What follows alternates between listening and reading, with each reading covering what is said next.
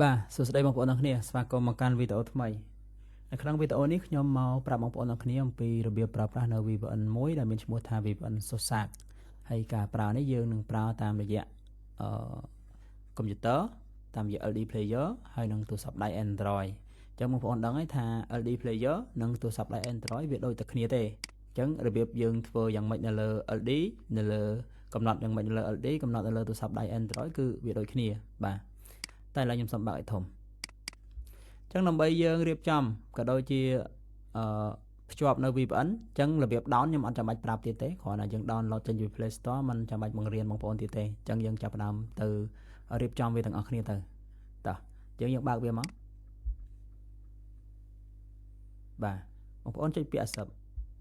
ដំបូងបើសិនជាបងប្អូនអត់មាននៅគណនីវាមានន័យថាយើងអត់ទាន់មានគណនីSOSAC វានឹងចេញឲ្យយើង log in ហើយចាករណីបើបងប្អូនមានគណនីស្រាប់ចូលមកវាអត់ចេញអញ្ចឹងហើយវាឲ្យយើងប្រើបានតែម្ដងឥឡូវខ្ញុំសុំភ្ជាប់សិនបងប្អូនចុច log in ហើយចុចកន្លែងនេះមកហើយវានឹងផ្ញើកូដយើងយកកូដហ្នឹងយើងយកទៅឲ្យភ្ជាប់មកអូខេឥឡូវខ្ញុំភ្ជាប់រួចហើយហ្នឹងហើយបងប្អូនអញ្ចឹងពេលដែលយើងភ្ជាប់ហើយវានឹងចេញតម្រងអញ្ចឹងពេលដែលយើងចូលមកដំបូងគឺវាឲ្យយើងរើសប្រទេសក្នុងការប្រើហ្មងបាទតែឥឡូវរបៀបប្រើ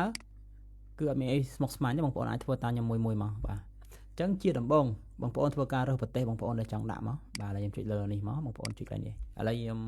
លេងទៅ USA បាទដាក់ USA ពាក់ព័ន្ធនឹង USA ហ្នឹងវាមានរដ្ឋជាច្រើនទៀតបងប្អូនចង់លេងរដ្ឋអីក៏តាមចិត្តបងប្អូនទៅបាទឥឡូវខ្ញុំដាក់ទៅខាងនេះចុះដើម្បីឲ្យងាយស្រួលបញ្យល់ដាក់ទៅ New York ចុះsearch រក New York តែម្ដងទៅ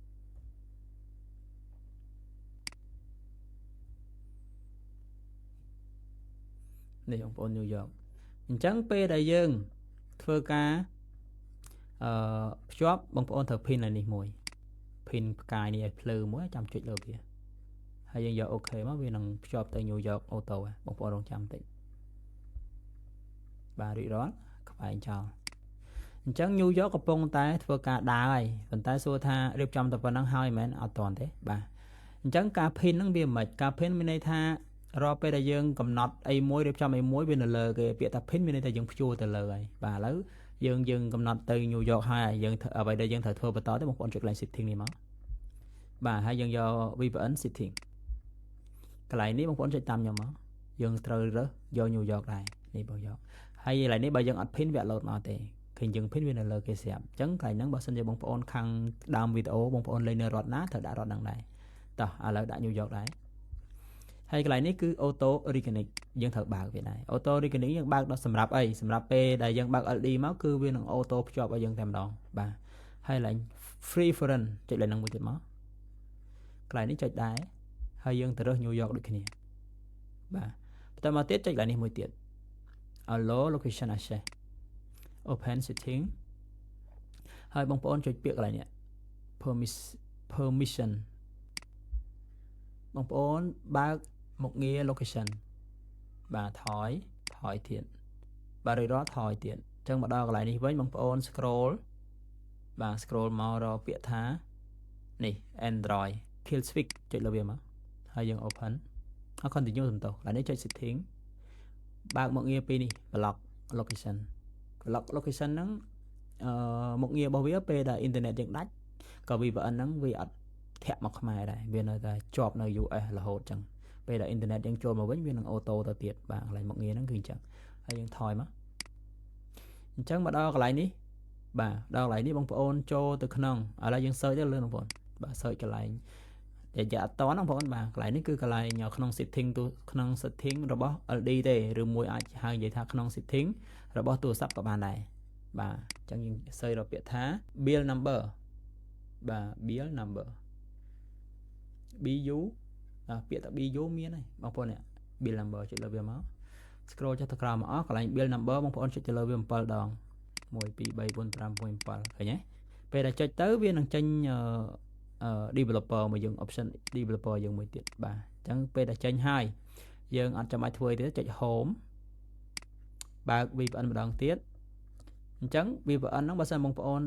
វល់បងប្អូនអាចចូល home សិនទៅបាទចូល home សារថ្មីសិនទៅចុច setting ម្ដងទៀត VPN setting បាទយើង scroll ចុះក្រោមមកអស់យកពាក្យថា advanced setting កន្លែងមុខងារ location GPS នេះបងប្អូនបើកវាមក ហើយបងប្អូនចុចពាក្យថា let's go ហើយឥឡូវនេះយកពាក្យថា open setting ហើយវានឹងនាំបងប្អូនមកកន្លែង setting នឹងដដែលហើយបងប្អូន scroll ចូលទៅក្នុង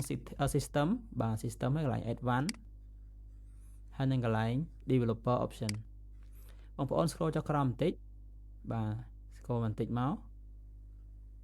បាទបងប្អូនចំណាំពាក្យនេះ select mock location app ចុចលើនឹងមកហើយយើងជ្រើសយក Susak បាទតែប៉ុណ្្នឹងទេបងប្អូនធ្វើការថយបាទថយហើយយើងបែរកន្លែងនេះមួយទៀតអញ្ចឹងទេបងប្អូនចូលទៅកាន់ Susak ម្ដងទៀតវាមកដល់កន្លែងហ្នឹងដដែលឃើញទេអញ្ចឹងបងប្អូនចុចសញ្ញាព្រួញវិញមិញយើង open setting ឥឡូវយើងចូលសញ្ញាព្រួញវិញសញ្ញាព្រួញទៀតហើយចុចសញ្ញាព្រួញទៀតបាទឃើញទេយើងបើក auto មុខងារកន្លែងនេះមានន័យថា fake GPS auto មានន័យថាពេលដែលបងប្អូនភ្ជាប់ VPN ដំបងកន្លែងនេះកន្លែង home ហ្នឹងបងប្អូនដាក់ VPN នៅណា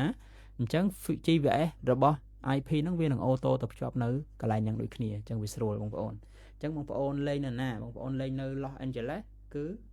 GPS ហ្នឹងគឺវាដាក់ដៅនៅLos Angeles ឲ្យបងប្អូន auto បាទអញ្ចឹងកន្លែងហ្នឹងគឺមានតែប៉ុណ្ណឹងអញ្ចឹងពាក់ព័ន្ធនឹងការរៀបចំ VPN Susak គឺហើយបងប្អូនចប់ហើយមានតែប៉ុណ្្នឹងឯងពេលដែលបងប្អូនរៀបចំហើយបងប្អូនចង់ clone LD មានន័យថាបើសិនជាបងប្អូនចង់ clone LD ពេលដែលបងប្អូនរៀបចំ VPN ហើយ clone មក VPN ហ្នឹងក៏រៀបចំហើយដូចគ្នាអញ្ចឹងអាមេរៀន clone បងប្អូនសាក់ដឹងហើយអញ្ចឹងយើងតិចនិចរៀន clone នេះគួរតែធ្វើមិនល្អសម្រាប់ខ្លួនឯងអញ្ចឹងណាអញ្ចឹងវីដេអូហ្នឹងមានប៉ុណ្ណឹងបាទរបៀបភ្ជាប់ក៏ដូចជារៀបចំ VPN Susak នៅលើ LD player និងនៅលើទូរស័ព្ទដៃ Android គឺមានប៉ុណ្ណឹងហើយខ្ញុំនឹងធ្វើវីដេអូមួយទៀតពាក់ព័ន្ធនឹងរបៀបរៀបចំ